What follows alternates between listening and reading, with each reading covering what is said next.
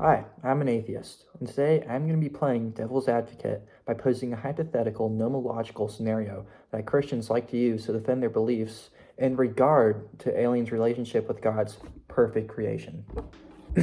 So, laying the groundwork, right? In the Christian tradition, God is seen as an all-powerful being that created both the heavens and the earth in a time span of only 7 days, right? Now, the time span is not what matters here. What matters is there's a sandbox that God himself created that has undeniable natural laws, such as gravity or the speed of light. And as laws tend to do, they dictate the natural occurrences within their respective sandboxes, right? Of course, in this instance, the sandbox is the observable universe. So where the nomological discussion reveals itself is in this specific example. So you have aliens, they've built spacecraft, and they've traveled light years to reach Earth. So Christians now might be panicking. They see these creatures and they think, well, they weren't described in the book of Genesis. They're clearly intelligent. So what do we do with this, right? Now, I personally think this would pose a very significant challenge. But for the sake of playing devil's advocate and the clarity of this video, a nomological argument is given, and I'll pass it on. So as we've already established here, God created a universe that abides by natural laws.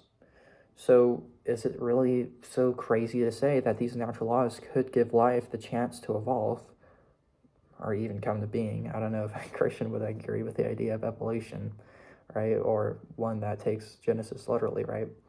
But yeah, these natural laws could give life the chance to come into being on a different planet, right? This doesn't mean they're spiritual. This doesn't mean that they're ungodly necessarily, just that they haven't been given life under the supervision of God himself, making them really less than even a creature, because like a sheep was created by God. These things just came into being. So these aliens, they're not even creatures, it's just more like mounds of flesh that happen to be intelligent, right? So that's kind of the basic rundown and excuse given for aliens' relationship with God's perfect creation and how everything can be fine and humans, are the ultimate authority still. But there's a chance to dig deeper here that I'd like to explore for just a second. So let's take a step back and view the aliens like this. They are an analogy for people. The idea that we would view aliens as lesser than us for not being under the guidance of the perfect God is still an analogy for people. Right? And we can see these dangerous ideals throughout history, the Crusades, other slaughters, right, throughout history, and even today with the Gaza-Palestinian conflict, right?